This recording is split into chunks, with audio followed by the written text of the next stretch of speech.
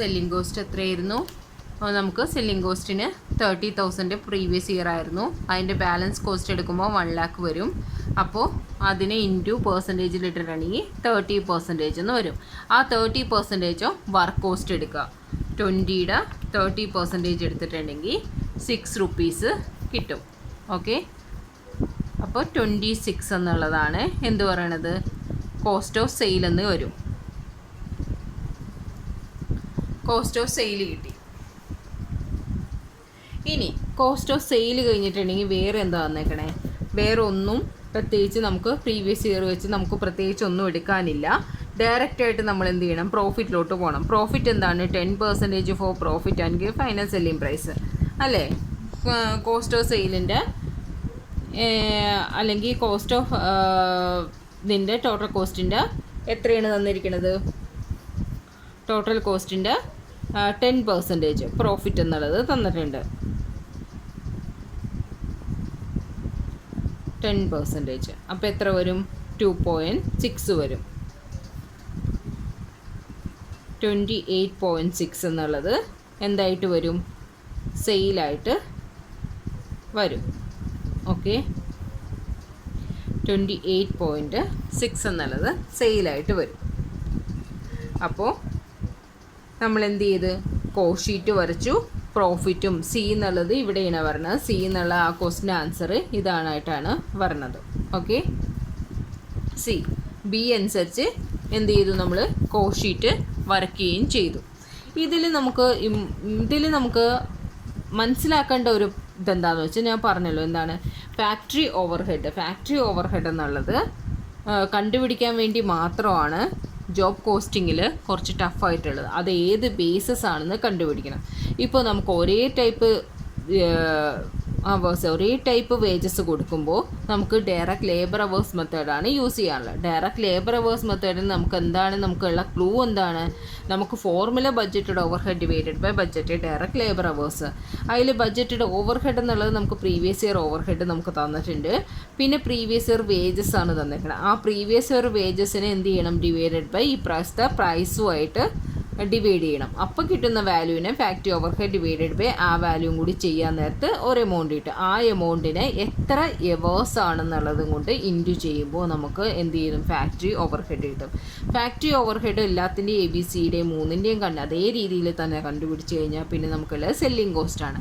Selling cost previous തന്നിട്ടുണ്ട്. ഈ പ്രാവശ്യത്തെ എത്രയെന്നുള്ളത് നമുക്ക് അറിയില്ല. അപ്പോൾ പ്രീവിയസിൻ്റെ പെർസെൻറ്റേജ് കാണാൻ ശ്രമിക്കുക. പ്രീവിയസിൻ്റെ പെർസെൻറ്റേജ് കാണണമെന്നുണ്ടെങ്കിൽ എന്താണ്? സെല്ലിംഗ് കോസ്റ്റ് കാണണമെന്നുണ്ടെങ്കിൽ selling cost divided by balance ഇരിക്കുന്ന എല്ലാ കോസ്റ്റും ആയിട്ട് ഡിവൈഡ് ചെയ്യണം. Material, wages, factory overhead divide ചെയ്തിട്ട് അതിൻ്റെ പെർസെൻറ്റേജ് കണ്ടിട്ട് അതിനെ വർക്ക് കോസ്റ്റിലേക്ക് അപ്ലൈ ചെയ്യുമ്പോൾ നമുക്ക് എന്ത് കിട്ടും? കോസ്റ്റ് ഓഫ് സെയിൽ ഈ പ്രാവശ്യത്തെ കിട്ടും. ഇനി ആ ടോട്ടൽ കോസ്റ്റിൽ നിന്ന് നമുക്ക് പ്രോഫിറ്റ് 10% ആണെന്നുള്ളത് തന്നിട്ടുണ്ട്. അത് കിട്ടിക്കഴിഞ്ഞാൽ സെയിലും കിട്ടി. Okay, easy way.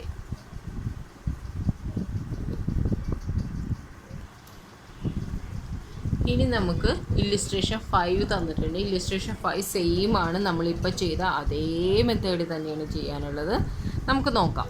A shop floor supervisor of small factory presented the following cost for job number 555 to determine selling price.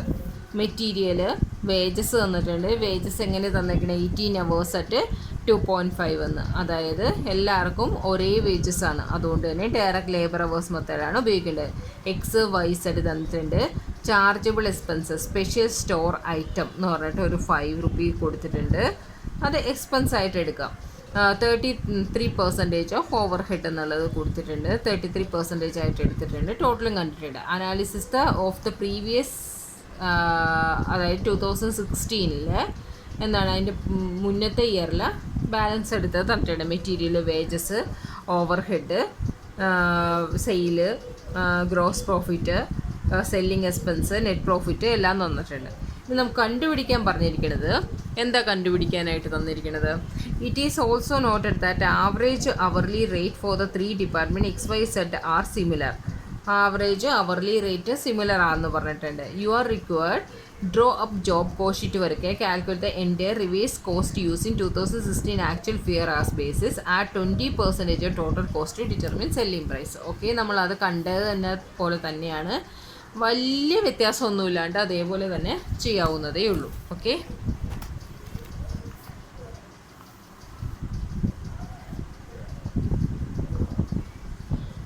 Illustration 5 എന്താ തന്നിരിക്കണേ? മെറ്റീരിയൽ 70 തന്നിട്ടുണ്ട്.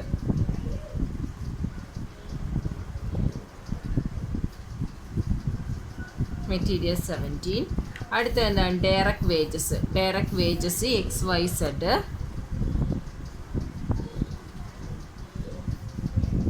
X Y Z. X എത്രയാണ്? 2.5 വെച്ചിട്ട് 2.5 വെച്ചിട്ടാണ് ഓരോ അവേഴ്സിനും. എക്സിന് എത്ര അവറാണ്?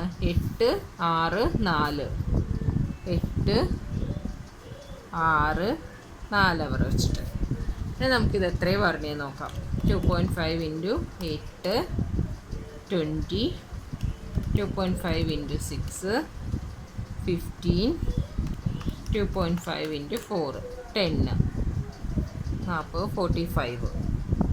45. ഇനി ഇതിലെന്താണ് എക്സ്പെൻസ്? നമ്മളിവിടെ ഒരെണ്ണം കണ്ടായിരുന്നു അല്ലേ? ചാർജബിൾ എക്സ്പെൻസ് എന്ന് പറഞ്ഞ് 5 റുപ്പി കണ്ടായിരുന്നു. സോ ഡയറക്റ്റ് എക്സ്പെൻസ് ആയിട്ട് എന്താണ്? 5 റുപ്പി കൂടി കൊടുക്കണം. 50 100 120. അപ്പോൾ എത്ര വന്നു? 120 എന്ത് വന്നത്? പ്രൈം കോസ്റ്റ് വന്നത്. പ്രൈം കോസ്റ്റ് എത്രയാണ്? 120 വന്നു. ഓക്കെ, ഇനി പ്രൈം കോസ്റ്റ് കണ്ടുപിടിച്ചു. ഇനി എന്താണ് ഇതിൽ 33% ഓവർ ഹെഡ് എന്ന് പറഞ്ഞാൽ ആഡ് ചെയ്യുമായിരുന്നു. അതിൽ നമുക്ക് എന്ത് ചെയ്യാൻ പറ്റും? അപ്പോൾ നമുക്കതിൽ പ്രീവിയസ് ഇയർ നോക്കാൻ നേരത്തെ എന്തൊക്കെയാണ് അതിൽ കൊടുത്തിരിക്കണതെന്ന് നോക്കാം. അതിൽ നമുക്കിപ്പോൾ മനസ്സിലായി എന്താണ് ഡയറക്റ്റ് ലേബർ അവേഴ്സ് മെത്തേഡാണെന്ന് മനസ്സിലായി. ഡയറക്റ്റ് ലേബർ അവേഴ്സ് മെത്തേഡ് ആണെങ്കിൽ ബഡ്ജറ്റഡ് ഓവർഹെഡ് എടുക്കണം. ബഡ്ജറ്റഡ് ഓവർഹെഡ് എത്രയാണ്? പ്രീവിയസ് ഇയർ ഓവർഹെഡ് ഇവിടെ തന്നിട്ടുണ്ട് 5000 9000 2000 എന്ന് തന്നിട്ടുണ്ട്. അത് ഡിവൈഡഡ് ബൈ വേജസ് തന്നിട്ടുണ്ട്. അതിന് എന്ത് ചെയ്യണം? വേജസിന് ഡിവൈഡഡ് ബൈ 2.5 ഇട്ടിട്ട് ആ കിട്ടുന്ന ഫിഗറിന് ബഡ്ജറ്റഡ് ഓവർഹെഡോട് ഡിവൈഡ് ചെയ്തിട്ട് ചെയ്യണം അല്ലേ? നമ്മളിപ്പോൾ ചെയ്ത അതേ മെത്തേഡിൽ തന്നെ ചെയ്യണം. ഓക്കെ, പ്ലസ് എന്താണ്? ഫാക്ടറി ഓവർഹെഡ് എക്സ് എങ്ങനെയാണ്? എക്സിന് ഫാക്ടറി ഓവർഹെഡ് എത്രയാണ്? 5000. ബഡ്ജറ്റഡ് ഓവർഹെഡ് 5000 ആണ്. 5000 ഡിവൈഡഡ് ബൈ വേജസ് എത്രയാണ്? 10,000 ആണ്. ഡിവൈഡഡ് ബൈ ഇപ്പോൾ വന്നിരിക്കുന്നത് 2.5 ആണ് റേറ്റ്. 2.5 വരുമ്പോൾ 10,000 ഡിവൈഡഡ് ബൈ 2.5 എത്രയാണ്? 4,000. 5,000 ഡിവൈഡഡ് ബൈ 4,000 ഇൻറ്റു എത്ര അവേഴ്സ് ആണ്? 8 അവേഴ്സ് അല്ലേ? 8 അവേഴ്സ് വെച്ചിട്ട് 1.25 ഇൻറ്റു 8 അവേഴ്സ് വെച്ചിട്ട് ഇൻറ്റു 8 അവേഴ്സ് എത്ര വരും? 10 വരും. ഓക്കെ, ഫാക്ടറി ഓവർഹെഡ് 10 എക്സിൻ്റെ കേസിൽ. ഇനി വൈയുടെ കേസിൽ എടുത്ത എത്രയാണ്? വൈയുടെ കേസിൽ 9,000 ഡിവൈഡഡ് ബൈ വേജസ് എത്രയാണ്? 12,000 ഡിവൈഡഡ് ബൈ 2.5. 12,000 ഡിവൈഡഡ് ബൈ 2.5 വരുമ്പോൾ 4,800. 9,000 ഡിവൈഡഡ് ബൈ 4,800 1.875 ഇൻറ്റു 6 അവേഴ്സ് 6 അല്ലേ? 6 ഇൻറ്റു 6 അവേഴ്സ് വരുമ്പോൾ 11.25 വന്നു. സെഡിന് എത്രയാണ്? സെഡിന് 2,000. വേജസ് എത്രയാണ്? 8,000. 8,000 ഡിവൈഡഡ് ബൈ 2.5 വരുന്ന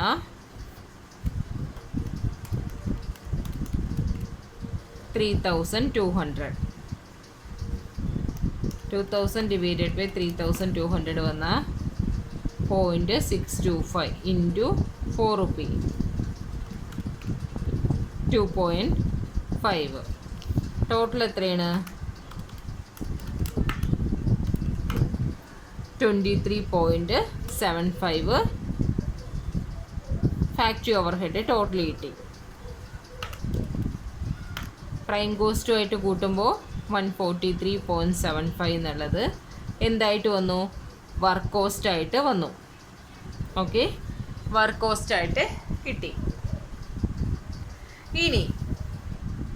ഇനി ഇതിലെന്താ തന്നിരിക്കുന്നത്? ഇതിൽ പ്രത്യേകിച്ച് വർക്ക് കോസ്റ്റ് കഴിഞ്ഞിട്ട് നമുക്കതിൽ സെല്ലിങ് തന്നിട്ടുണ്ടായിരുന്നു. ഇതിൽ സെല്ലിങ് എക്സ്പെൻസ് എന്ന് പറഞ്ഞിട്ട് പ്രത്യേകിച്ചൊന്നും തന്നിട്ടില്ല.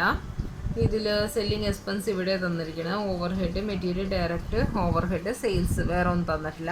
അപ്പോൾ എന്ത് ചെയ്യണം? നമുക്ക് പ്രോഫിറ്റ് കണ്ടുപിടിക്കാം. പ്രോഫിറ്റ് എങ്ങനെയാണ്? Profit 20% to total cost. ഇതിൻ്റെ 20% എന്ന് തന്നെയാണ് തന്നിരിക്കുന്നത്. അപ്പോൾ പ്രോഫിറ്റ് 143.75ൻ്റെ 20% എടുക്കുക.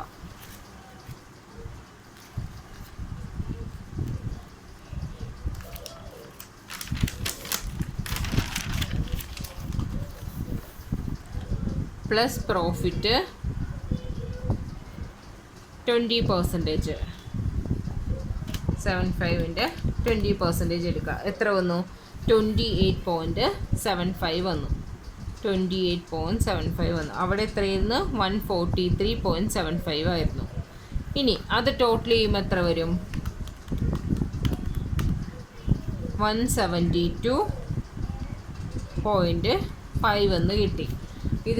ഇത് സെയിലാണ്. ഓക്കെ, സെയിൽ കിട്ടി. ഇനി സെല്ലിംഗ് പ്രൈസ് കാണാനായിട്ടുള്ള ഡീറ്റെയിൽസ് ഒന്നും ഇതിൽ കൊടുത്തിട്ടില്ല.